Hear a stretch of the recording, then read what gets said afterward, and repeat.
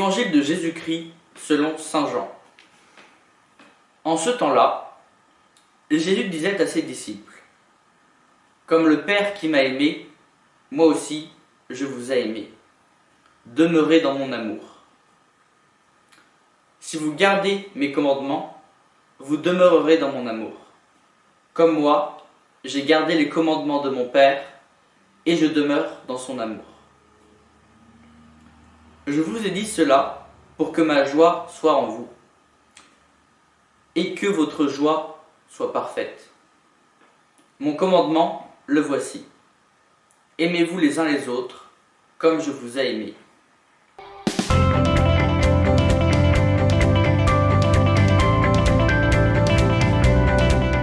Nous nous sommes posé ces deux questions. Que Jésus entend-il par « je vous ai aimé » et pourquoi Jésus dit-il nous avoir choisis alors que la chrétienté est un choix? Bonjour à toutes et à tous. Merci Jean et Méziane pour votre lecture et ces deux questions. Elles sont excellentes. Du coup, je ne m'arrête que sur ces deux aspects pour lesquels vous m'interrogez, car ce passage est d'une très grande densité.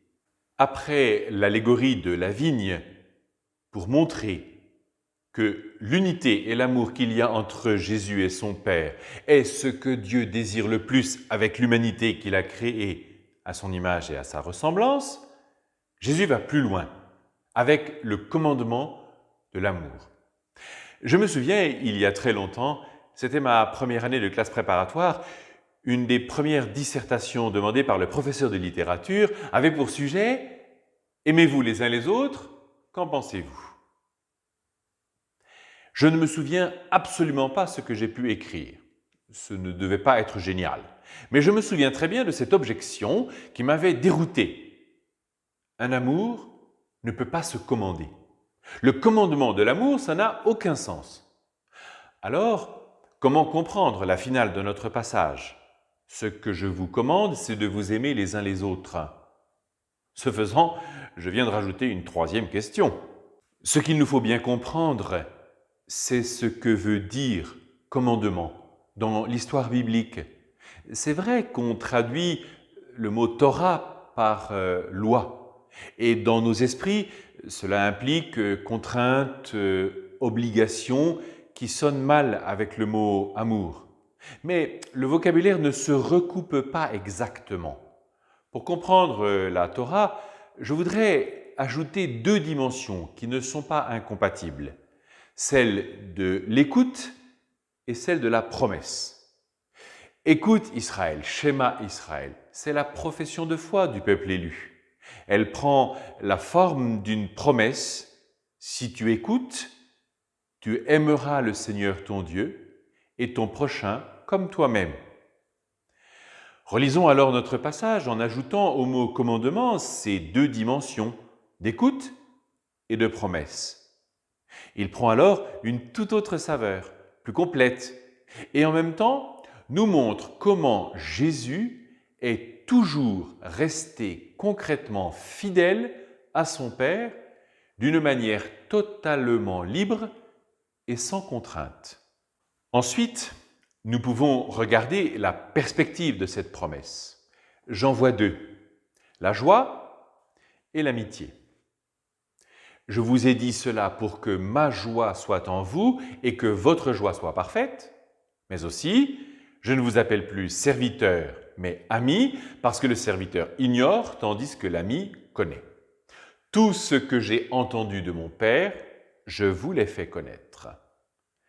C'est ainsi que Jésus nous aime. Il nous donne tout en partage. Nous pouvons entrer dans la connaissance de Dieu par Jésus, du fait que par sa parole, il nous a tout dit et enseigné. Et non pas comme une théorie, mais une réalité concrètement manifestée par le don de sa vie. Bien sûr, pour le recevoir, cela suppose une pédagogie et du temps. C'est l'œuvre de l'Esprit.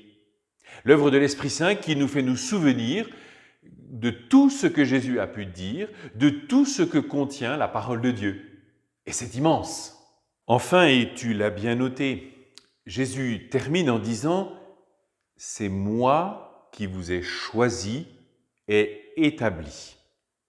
Oui, c'est lui le premier, c'est lui d'abord qui nous donne vie et existence concrète pour que nous puissions justement être en situation de le choisir librement.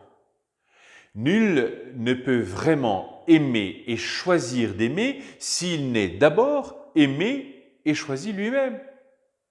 De fait, je peux tout refuser de Dieu. Mais il y a une seule chose que je ne peux pas changer en Dieu, c'est qu'il me précède dans l'amour qu'il me porte. Sans la confiance que Dieu me porte, je suis incapable de mettre ma foi en lui. Sans l'amour qu'il me porte, je suis incapable de l'aimer vraiment. C'est l'amour ou l'amitié dont les autres me témoignent qui me permet d'aimer. Je vous invite à poursuivre cette méditation personnelle avec ce très beau chapitre 15 de l'Évangile de Saint Jean. Bonne journée et à demain!